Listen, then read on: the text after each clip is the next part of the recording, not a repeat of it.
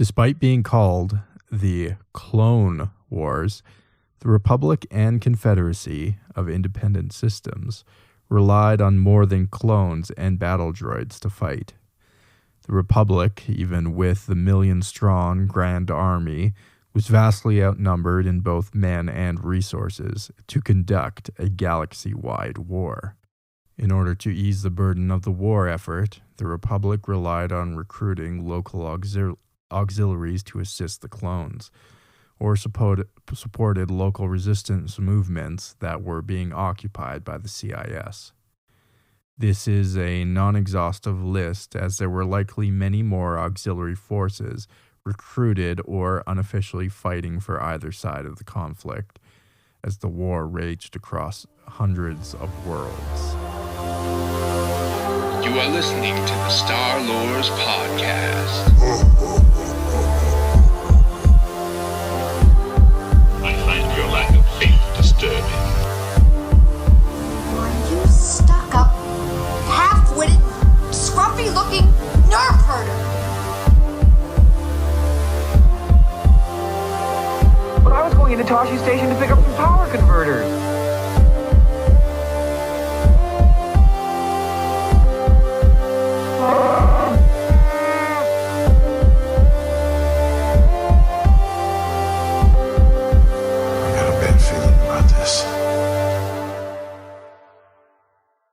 Non-clone officers.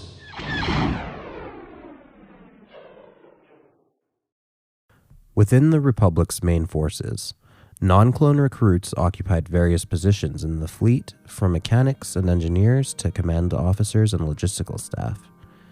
Individuals such as Wilhuff Tarkin and Wolf Yurlin, who would later hold ranks in the Imperial regime, began their careers in military service to the Republic. Other members were drawn from the Republic security forces and intelligence units to occupy similar roles within the war machine. Other existing security and judicial forces were also integrated into the GAR, as well as the vaunted Senate Guard and corollary Senate Commandos, who continued their work protecting senators and high-ranking Republic officials, along with prisoner escort details.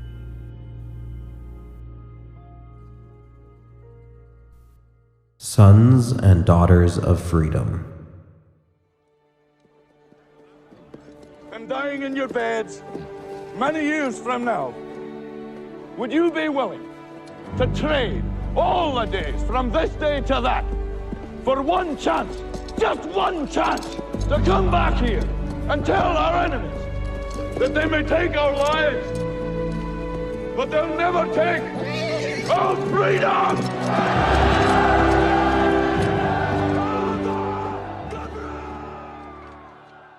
Some rogue Republic elements, such as Captain Zozurdor Slake of the Judicial Fleet, were reintegrated back into the Republic fighting forces as auxiliaries.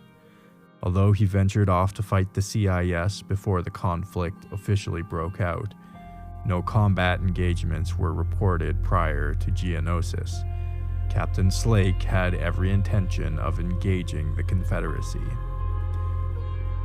He had managed to rally a number of other civilians and mercenaries to his banner, which took on the name Sons and Daughters of Freedom, or simply Freedom Sons.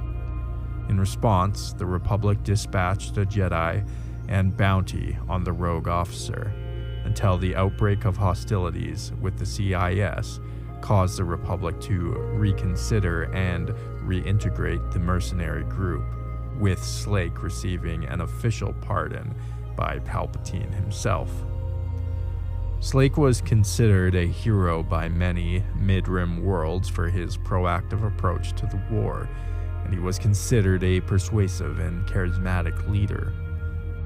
He ended up serving alongside the very Jedi Master sent to hunt him during the Battle of Presetlin, and was known for his dislike of cloned forces, referring to them in derogatory names such as test tube soldiers, as well as disparaging other elements of the Grand Army of the Republic.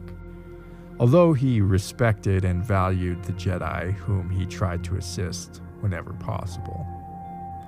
At their strongest, the Sons and Daughters of Freedom numbered 50,000 ground troops, which were organized by like species, such as Gungan engineers or Bothan observers.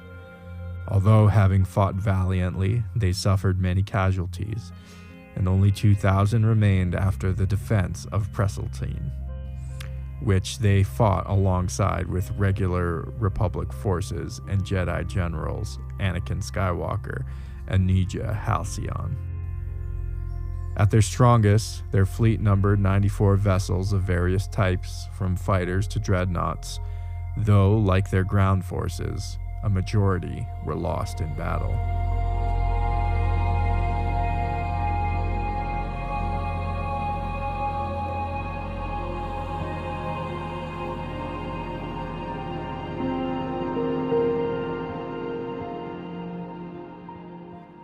Twi'lek Resistance.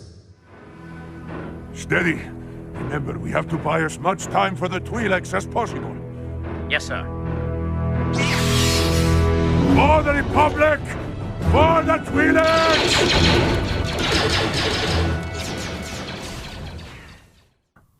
Also known as Freedom Fighters, they were a group of native Twi'leks of the planet Ryloth that resisted occupation by the Confederacy of Independent Systems. The faction was led by Cham Syndulla, a disaffected noble who opposed the Republic and its corrupt senator Orn Free Taa, as well as the Confederate occupation. Eventually, Syndulla had to set aside his differences with the Republic in order to fight against the droid invaders. However, he did so under the terms that the Republic would not occupy or garrison the world after. Syndulla was a strong proponent for Ryloth's independence. A force of clones and resistance fighters eventually liberated their world, and Cham maintained a respectful but suspicious relationship with the Republic, reluctantly to assist with the pursuit of Asajj Ventress later on in the war.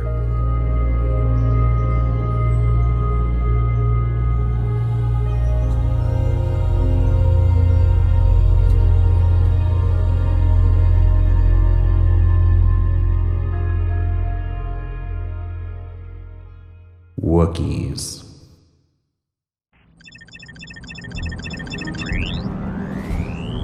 Welcome to Kashyyyk. Thanks to the data you found on that assault ship, the Republic and the Wookiees are on very good terms. They've asked us to help find their leader, a Wookiee named Tarful.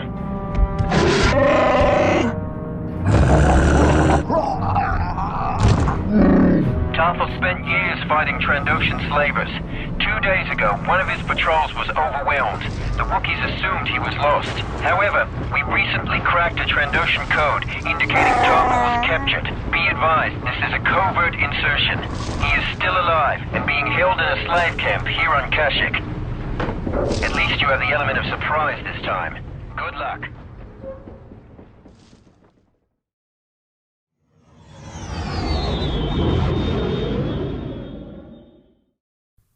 During the Clone Wars, the Wookiees initially sought neutrality.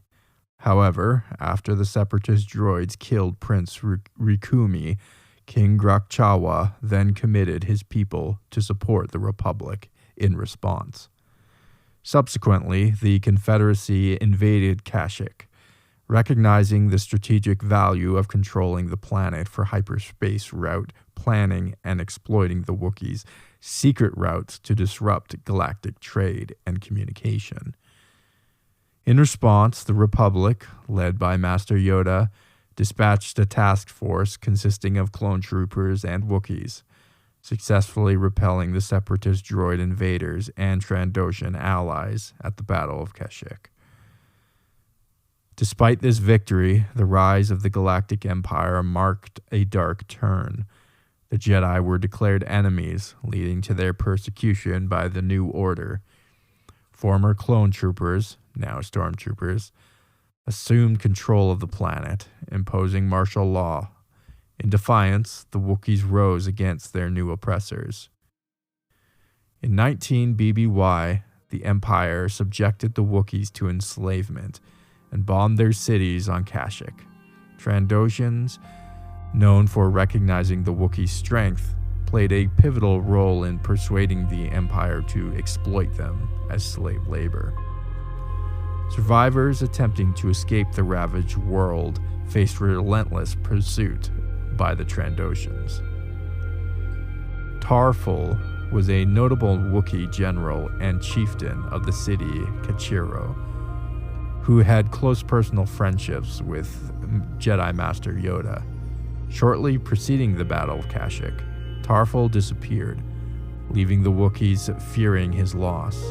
Unbeknownst to them, he had been captured by a Trandoshan slaver, allies of the Separatists, and was held captive in one of their camps. Upon discovering this, the Republic assigned the elite clone commandos of Delta Squad to rescue him and thwart the Separatist agenda. It was revealed that the slavers intended to deliver Tarful to General Grievous for interrogation. Understanding the gravity of the situation and General Grievous's imminent presence on Kashyyyk, Delta Squad engaged in a fierce battle with the camp to liberate Tarful. Amidst the chaos, Tarful, resisting the efforts of IG-100 Magna Guards attempting to take him to the general's ship, managed to destroy one of them. Delta Squad, skillfully neutralizing the remaining guards, successfully escorted Tarful to safety, reuniting him with his fellow Wookiees. When the full army of Separatists invaded, Tarful commanded the defense forces of clones and Wookiees as a deputy general and was accompanied by his longtime friend, Chewbacca. Collaborating closely with Jedi Masters Luminara Unduli and Quinlan Voss, Tarful meticulously strategized the positioning of troops and warriors. During the charge led by Voss and Chewbacca, Tarful played a pivotal role. Amidst the chaos, when the 41st Elite Corps clone troopers turned against the Jedi, Tarful and Chewbacca assisted Yoda in reaching an escape pod. Initially aiming for a stealthy approach, they encountered unexpected hostility from clone troopers shortly after leaving the Wookiee meeting hall. Swiftly dispatching the attackers, they prevented any communication regarding the escape from reaching the rest of the clone forces. Attempting to evade further pursuit, they sought refuge in a Wookiee boat, but eventually deemed it too risky and abandoned the hiding place. After a series of challenges, Tarful, Chewbacca, and Yoda successfully reached a concealed escape pod nestled in the mountains. Yoda, bidding a heartfelt farewell to his companions, departed Kashyyyk. Several months later, Tarful found himself in the midst of a group of 6 Jedi who had evaded Order 66, led by Lee Starstone. They had come to Kashyyyk in search of any of the 3 Jedi present during the issuance of Order 66, participating in a battle of Kashyyyk during the Great Jedi Purge. Tarful fought valiantly. However, despite his efforts, he was captured by the Empire and forced into slavery, assigned to contribute to the construction of the first Death Star.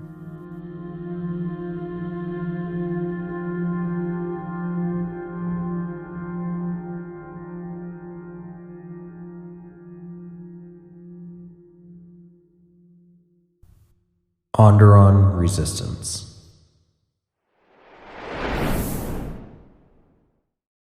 No strangers to conflict and civil war, Onderon's loyalties were split during the Clone Wars.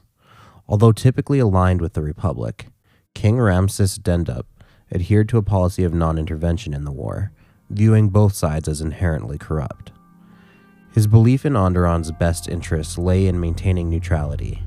However, at the war's outset, Dendup faced an overthrow by Sanjay Rash, who forged an alliance between Onderon and the Separatists. In response to Rash's separatist-backed regime, Saw Gerrera, a steadfast supporter of Dendup, found it intolerable and chose to align himself with the Onderon rebels. The Onderonian Rebellion coalesced from a disparate group of insurgents united in their quest to reclaim control of their world and reinstate King Ramses Dendup to the throne. Under the tutelage of Jedi Master Obi-Wan Kenobi, Jedi Knight Anakin Skywalker, and Jedi Commander Ahsoka Tano and Clone Captain CT-7567, the rebels underwent military training and were given weapons to help fight against the air superior droid forces. Their operations included targeted attacks on small groups of droids within the city of Iziz, and the strategic destruction of the city's power station to disable all droids. The rebels took care to avoid causing casualties to the Onderon Royal Guard, who had sided with the new king, and opted to target enemy battle droids when they could. Rescuing their true king, Ramses Dendup, from imminent execution, the rebels successfully enlisted him in their cause. In the final confrontation with the Separatists, the rebels suffered significant losses at the hands of droid gunships. Tragically, Stila Guerrera, sister of Saw, sacrificed her life by plunging off a cliff to save Dendup from a similar fate. Shortly thereafter, Onderon regained its freedom, restored under Dendup's rule once more. Initially allied to the CIS, the Onderon Royal Guard, under the leadership of General Tandon, swore allegiance to their new king Sanjay Rash. However, when Rash attempted to publicly execute Dendup, Tandon led the Royal Onderon militia against the crown, rescuing the king and siding with the Onderon rebels against Rash's regime, which was being backed by General Kalani and the Confederate droid army. Subsequently, they united with the rebels in the Onderon Highlands, functioning as cavalry forces in the face of the droid onslaught. Initially, their lances and mounts exhibited dominance over the battle droid forces, showcasing their prowess as capable soldiers. Unfortunately, their lances were ineffective against the aerial dominance maintained by the Confederacy. In a later instance, two of them undertook the responsibility of escorting the king during an escape attempt, but found themselves pursued by commando droids. Despite their best efforts to overcome the droids, the limited range of their lance bursts proved insufficient to penetrate the droids' body armor, in time resulting in their own demise. The rebels were eventually successful in repelling the droid forces, and the CIS abandoned their campaign on the world, killing Sanjay Rash, who protested their retreat.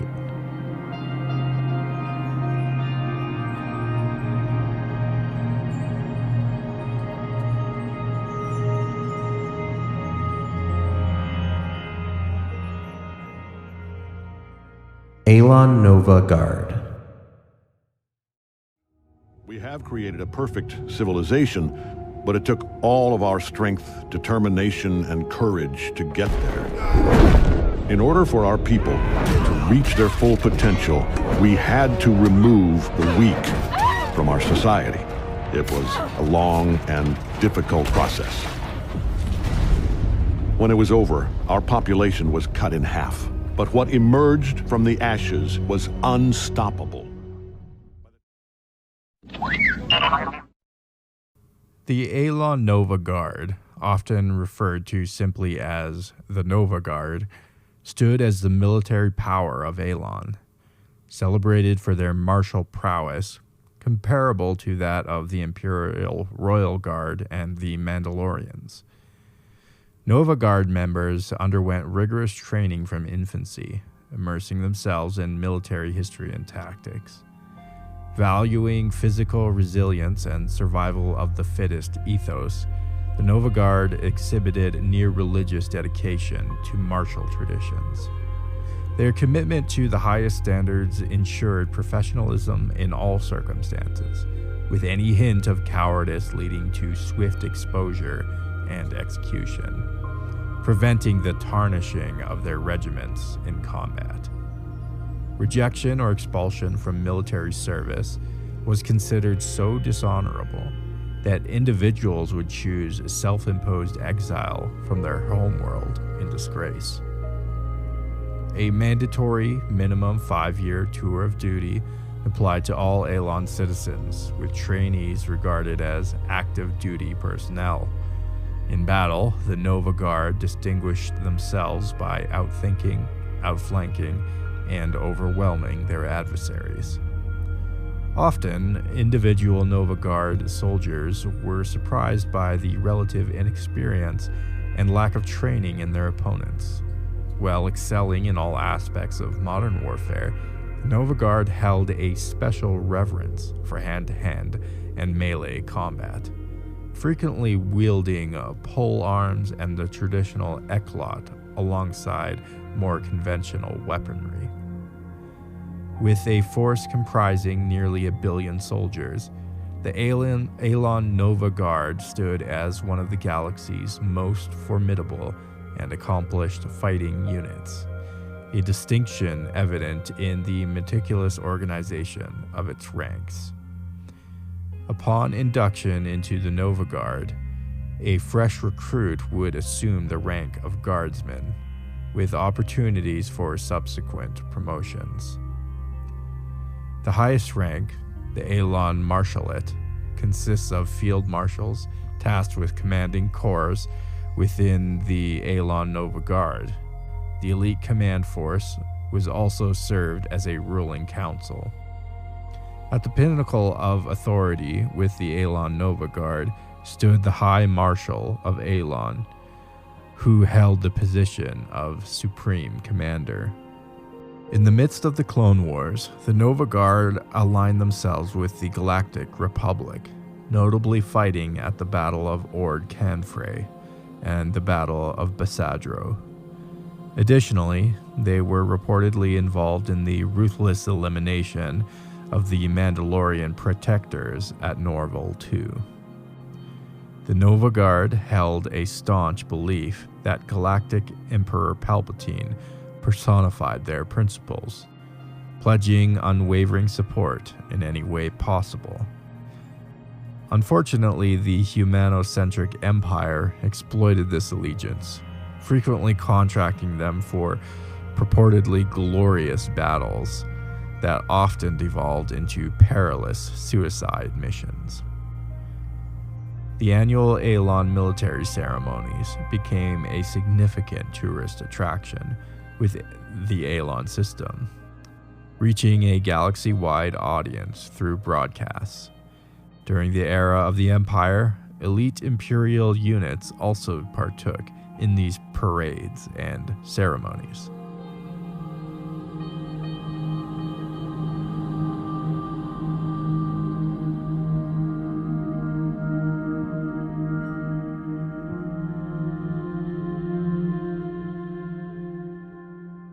Koda's Militia. Ram Koda's Militia stood out as a distinctive combat unit comprised of battle-hardened soldiers who served the Galactic Republic during the Clone Wars. Unlike the Jedi Order members who assumed high-ranking positions in the Grand Army of the Republic, Master Koda opted to distance himself from the new clone army. He harbored a distrust toward the clones and considered them ineffective as soldiers. Consequently, Koda assembled a compact yet proficient army by recruiting from local militias, mercenary groups, and even from among separatist prisoners of war. When Supreme Chancellor Palpatine issued Order 66, the clone troopers turned on and killed their Jedi officers. Remarkably, the majority of Koda's militia remained steadfastly loyal to their general. They went into hiding during the Great Jedi Purge, but later resurfaced, taking up arms against the Galactic Empire, and ultimately evolving into the foundational soldiers of the Rebel Alliance. Clad in armor and uniforms reminiscent of those adopted by the Alliance Special Forces in the early Galactic Civil War, the militia soldiers were equipped with blaster rifles, stun batons, missile launchers, and thermal grenades. Elite members received heavier armor and repeating blaster cannons. In addition, the militia commandeered several MAAT gunships, at least 3 CR-90 corvettes, and dozens of BTL S-3 Y-Wing starfighters. They later acquired and commandeered a Republic cruiser. Many of their weapons and vehicles were obtained through transactions with criminal organizations, including the Locke Revenants. Despite their limited numbers, the militia relied predominantly on the element of surprise and hit-and-run tactics. Although facing overwhelming odds against both the droid army of the Confederacy and, later, the considerably larger Imperial Army, the militia comprised individuals wholly dedicated to the cause of rebellion against the Galactic Empire. Their attributes included unwavering loyalty to Ram Koda, steadfast dedication to his cause, courage in the face of Imperial soldiers, and readiness to sacrifice their lives for their Jedi general.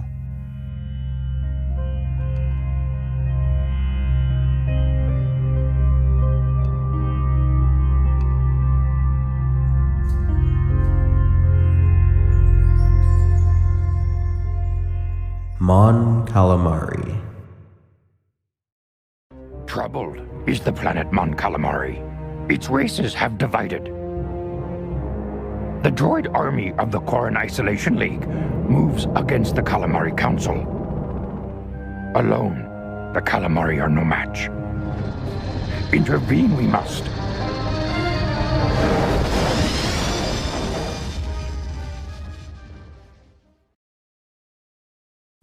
During the waning years of the Galactic Republic, governance of the planet Dak and its representation in the Galactic Senate was a shared responsibility between the Mon Calamari and the Quarren species.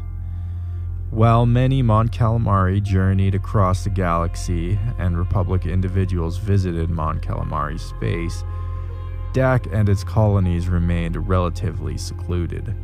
Despite occasional visits, the planet resisted formal integration into the Republic, leading to the legendary Mon Calamari shipyards being regarded as rumors by many.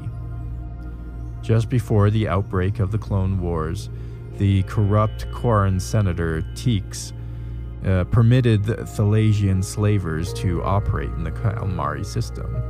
Subsequently, he defected to the Confederacy of Independent Systems as the leader of the Quarren Isolation League after being ousted from office. Another Mon Calamari named Merai even led separatist forces in an attack on the cloning facilities on Kamino. This sparked a civil war on Dak, with Mon Calamari Knights loyal to the Republic joining forces against the Quarren Isolation League. Following the Republic's triumph at the Battle of Dak, new agreements were reached between the Quarren and Mon Calamari. Pro-Republic senators Tundra Daumea, a Quarren, and Mina Tills, a Mon Calamari, jointly represented Dak in the Senate. At some point during the conflict, Count Dooku unleashed the Forced Harvester on Mon Calamari and other worlds, marking a dark chapter known as the Dark Reaper Crisis. Jedi Master Kit Fisto was deployed to the ocean world of Dak, along with a contingent of clone scuba troopers. Landing their capital ships directly on the ocean surface, the Republic forces joined Mon Calamari forces in combat beneath the waves. The Mon Calamari Knights stood amongst the most formidable warriors in the galaxy. Originating in Dak's ancient history, these soldiers were initially perceived as embodying traditional roles. However, during the Battle of Mon Calamari in 22 BBY, the Mon Calamari Council strategically employed these fighters to successfully repel the separatist forces of the Quarren Isolation League. Adorned in armor crafted from Titan Cantry plates, a sizable native crustacean, interwoven with modern materials sourced by the Quarren, each Mon Calamari Knight further fortified themselves with a carbon-woven cowl shell shield. Armed with a single energy lance, these knights often rode atop the fierce and nimble Kilkana, eel-like mounts.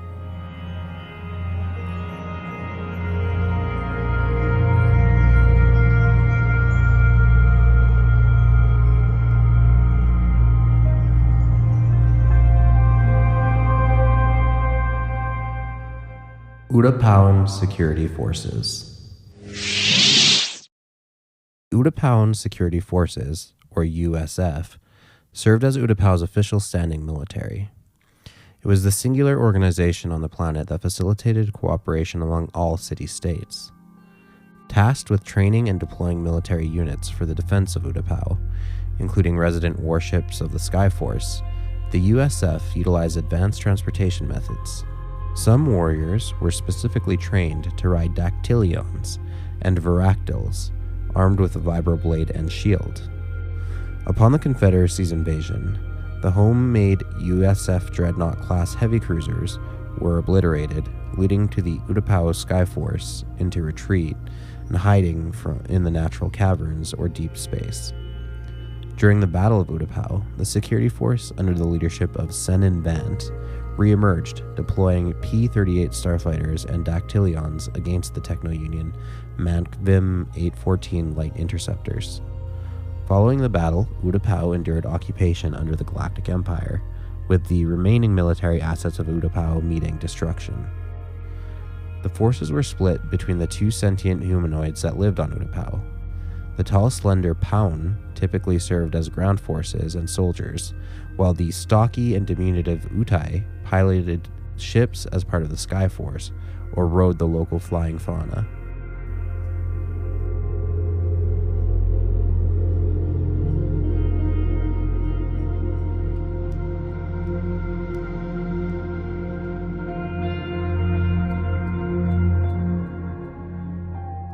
Toydarian Royal Guard. Perhaps now.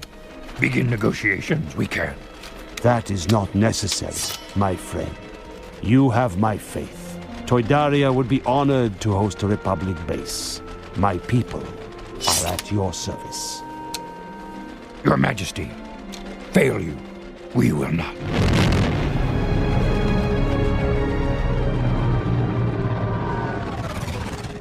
Serving the king of Toydaria, the Royal Guard were armed with ceremonial armor and Baroque blasters and accompanied their king on diplomatic missions. Initially neutral, being courted by both the Confederacy and the Republic, King Katuno elected to join the forces of the Republic. He would later be killed by a Sith assassin, who cut through the Royal Guard with ease.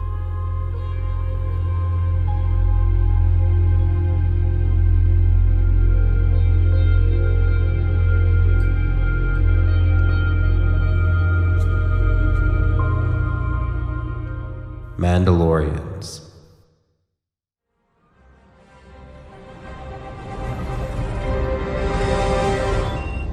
Commander, I have Prime Minister Almec of Mandalore on the comm. Put him through. What is the meaning of this invasion? The Republic presence here is a direct violation of our treaty. Your time has come, Almec. We know you're Maul's puppet, and we are coming for him. Aha, Mistress Bo-Katan, the traitor.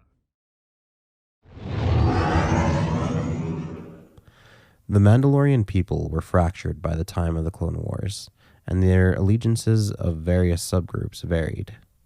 Still recovering from the death and destruction of the Mandalorian Civil War that saw the near extinction of the true Mandalorians, Mandalore's reconstruction fell largely to the pacifist faction of New Mandalorians. Those who wished to maintain their traditional warrior customs retreated and chose either to continue their ways as unaffiliated clans, families, or individuals and subfactions, or to join the Death Watch, which opposed the new Mandalorian regime. Those Mandalorians who opted to preserve their traditional way of life while rejecting the Death Watch's ideals became known as the Old Mandalorians. A faction of these Old Mandalorians, led by Nam Beroya, decided to depart the Mandalore sector and establish themselves at Velmoth Port.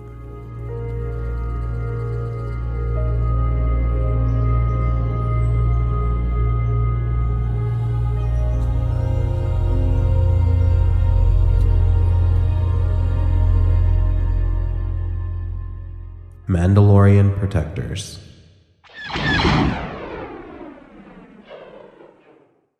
Alpha O2, also known as SPAR, an elite ARC trooper, developed unusual symptoms, including headaches and memories resembling Jango Fett's life. Forming a friendship with Mandalorian Koi Val Dar, training sergeant and medic Dr. Mij Gillamar, SPAR expressed a desire to desert the Grand Army. Gillamar, owing a favor to Fett, facilitated Spar's escape off Kamino aboard Slave One. After Fett's death at Geonosis, Spar, now on odd jobs, journeyed to Mandalore. Convincing him to assume Jango Fett's legacy, Constable Fen Shaisa designated Spar as the new Mandalore. Quote, Mandalore the Resurrector, aligning with the Confederacy and opposing the Republic and Jedi. Spar's rise led to the decline of the new Mandalorians, as the other clans and Jaster Noril's Supercommando Codex regained prominence. Embracing the Supercommando Codex, Spar created the Mandalorian Protectors, recruiting from local forces and former Death Watch members.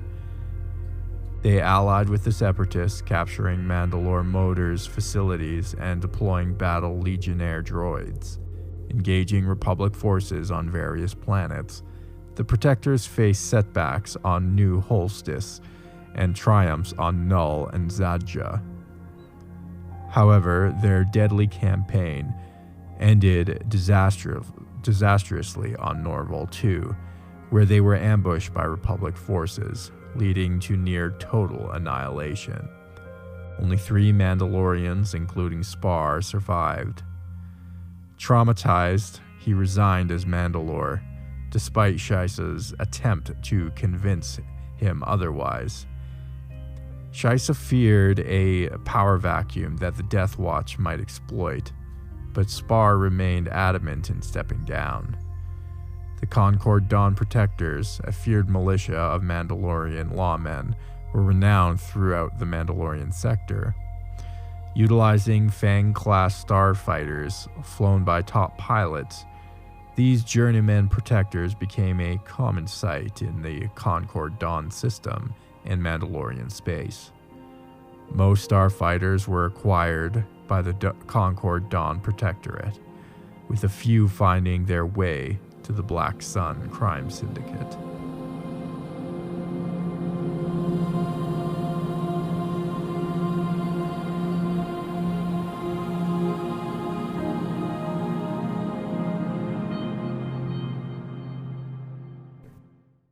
New Mandalorians.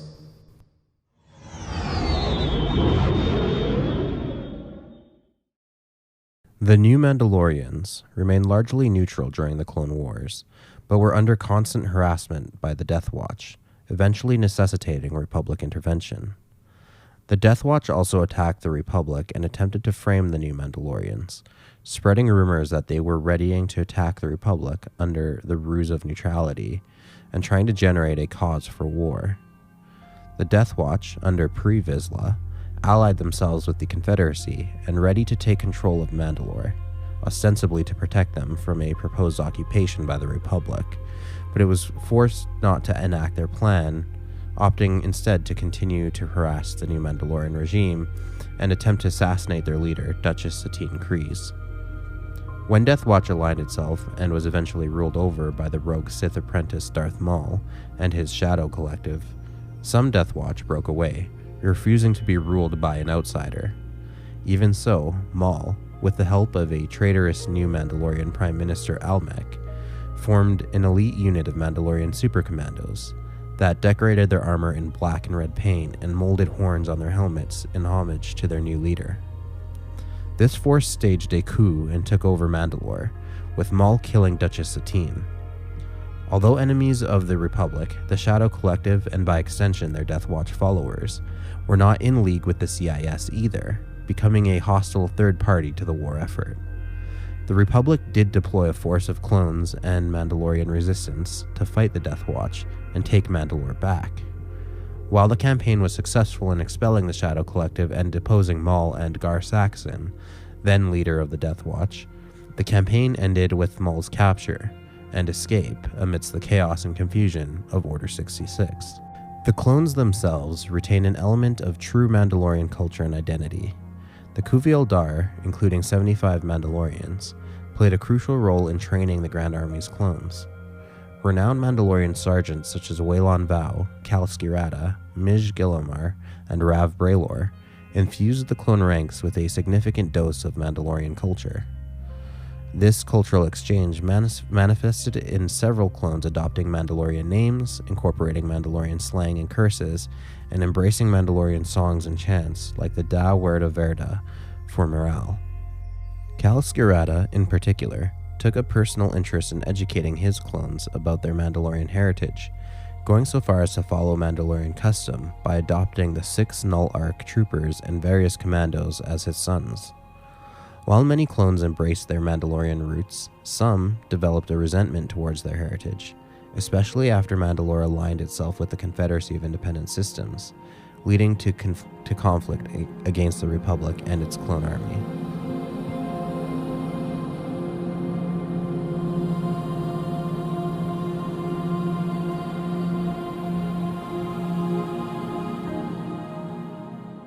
Both sides and neutral forces. Soon, the galaxy will be remade, and in the chaos, we must seize what power we can. It is not the way of your people to hide here in the gutters. If you die, I promise you, it will be on.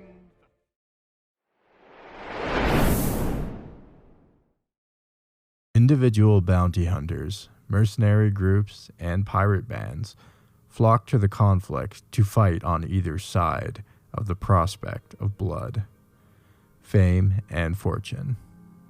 Others simply used the war as cover to pillage, raid, and loot without any real allegiances.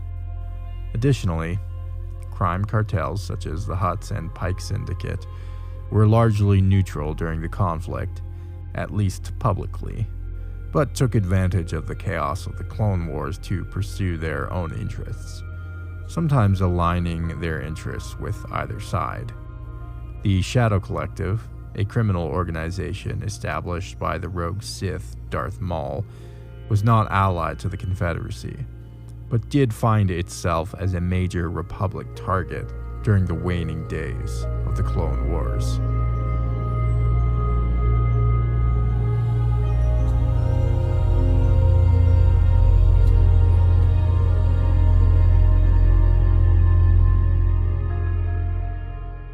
Thanks for flying with us.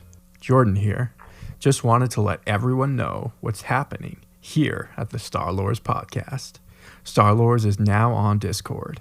If you would like to join the Star Lords Cantina Discord server, you can find a link in the description or on any of our social media accounts. Reach out with a DM or email. We'd love to hear from you. You can find us on Facebook, Instagram, or Twitter by searching the Star Lords podcast. Go ahead and give our page a like and send us a message. You can also email at starlordspodcast@gmail.com. Send us your fan art, Star Wars collections, or fan fictions, and you may even get a feature on one of our pages or even the show. Don't be afraid to offer corrections or add to any of the topics that we discuss on the show. We are also on Patreon, so if you want to help us pay the bills, as well as get a few awesome perks like bonus episodes, access to the private Facebook group, or the VIP section of the Discord server, head on over to patreon.com/starlores and sign up for as little as $1 a month. And finally, make sure to subscribe to us on your favorite podcatcher app or YouTube, as well as sending us a 5-star review on iTunes. This really helps us reach a wider audience. Enjoy the rest of the show. Welcome aboard the Millennial Falcon. This is Christian. And this is Jordan. We're currently orbiting the beautiful world of Alon in the hopes that we don't get drafted into the Alon military. Just figured it'd be a good place to stop and chat a little bit about the auxiliary forces of the Republic.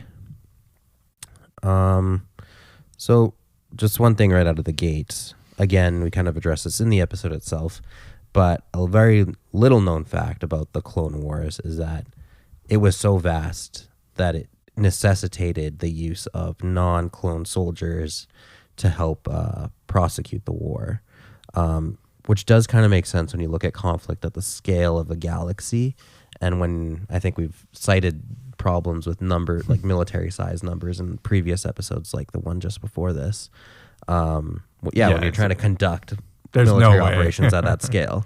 Really, I almost wonder if like the argument really is basically the clones were just the tip of the spear and the real army was all of the auxiliaries. Yeah. And they're made up of like all these different groups, different planets who have like their existing security forces and traditional warrior classes or militarized cultures that actually, exactly do a lot of the ground fighting.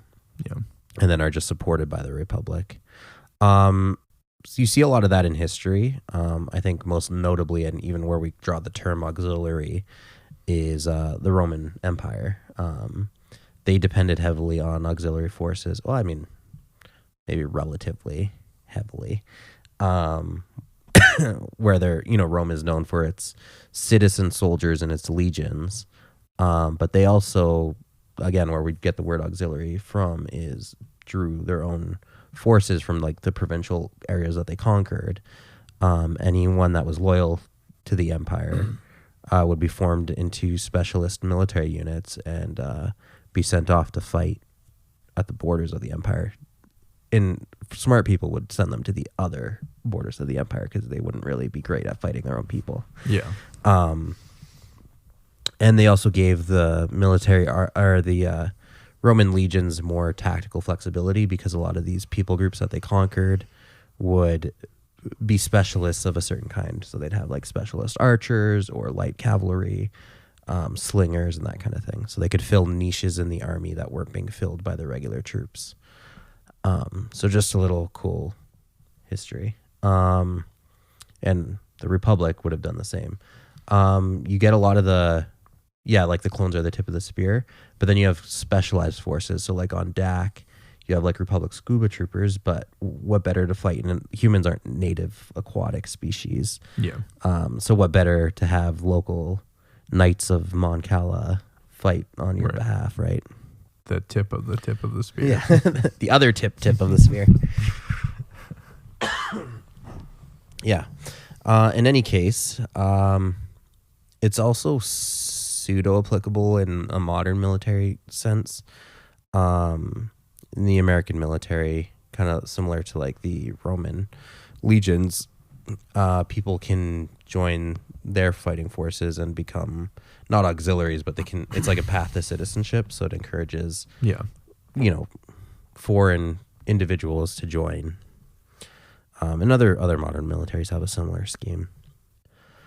Kind of another parallel to the modern military.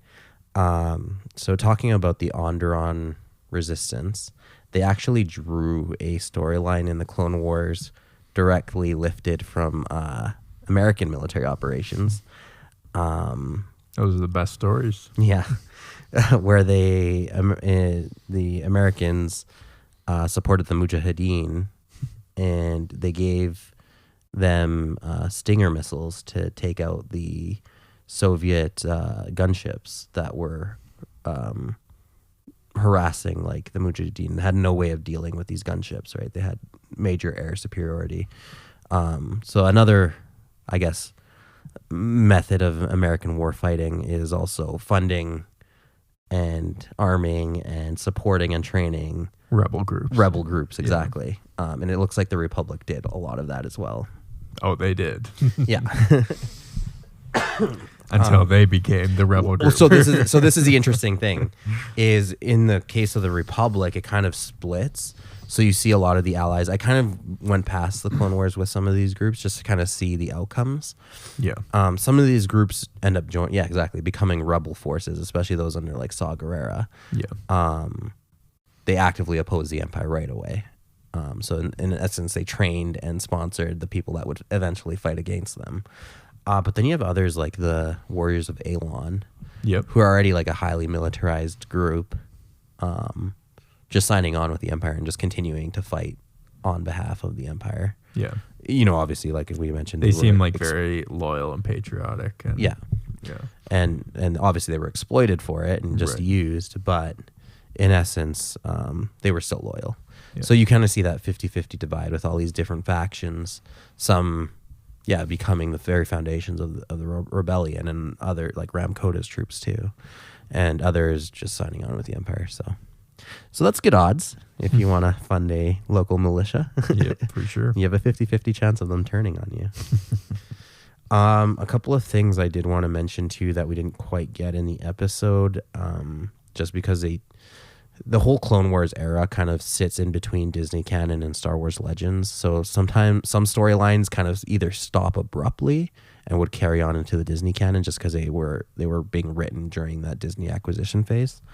But I did just want to give these shout outs, I guess, for some name drops.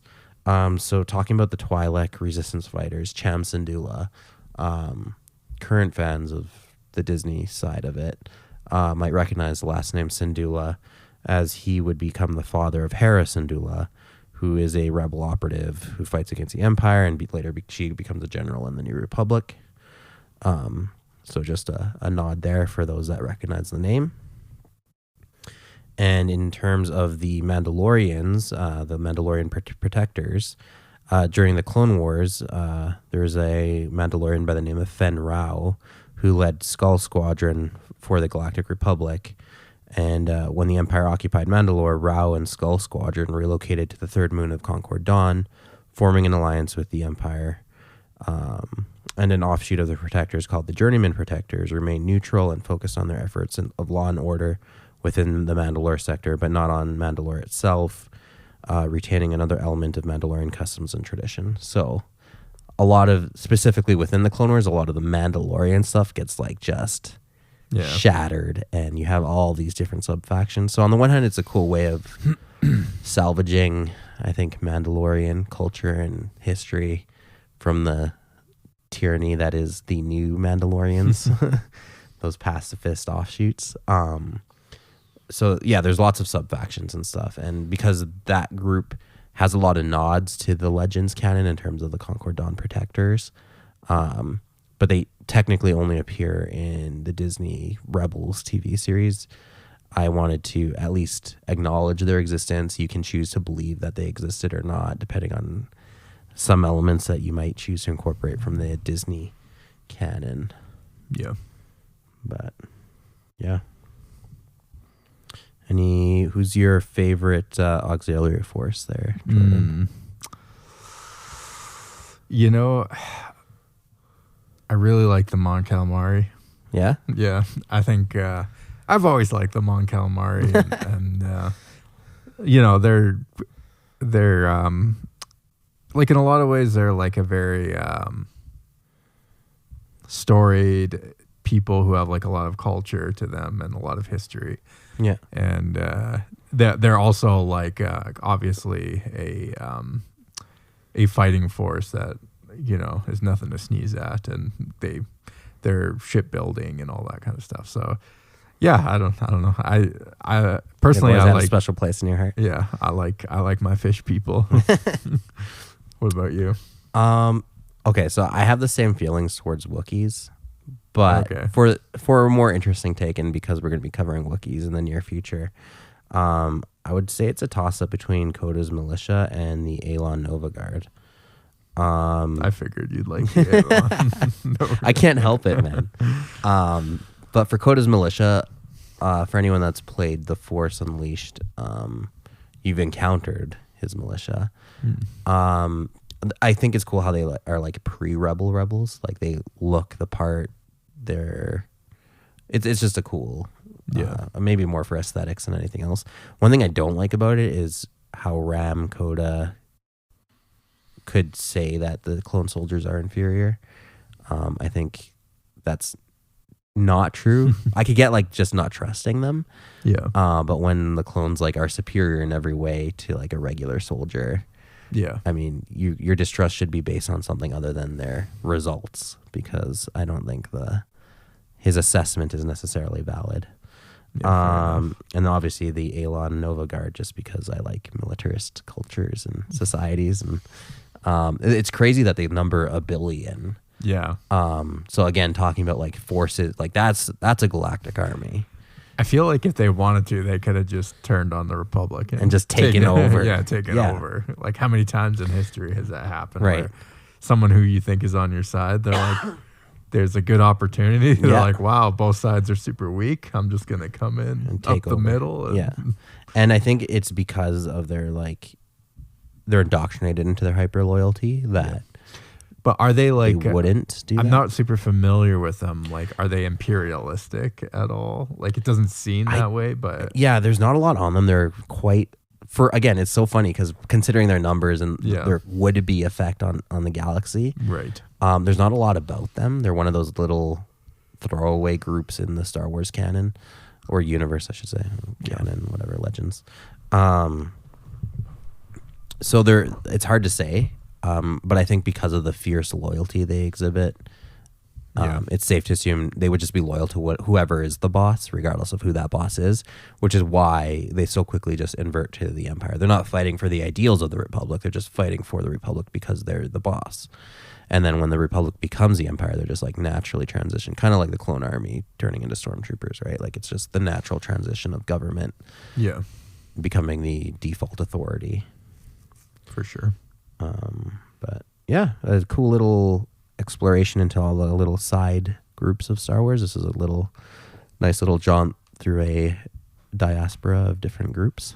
Yeah, definitely like a lot of people you wouldn't really hear about otherwise. So. Good excuse to talk about a lot of the tangential forces. Definitely. But cool. Well, shall we get out of here? Yeah. Okay. See y'all later.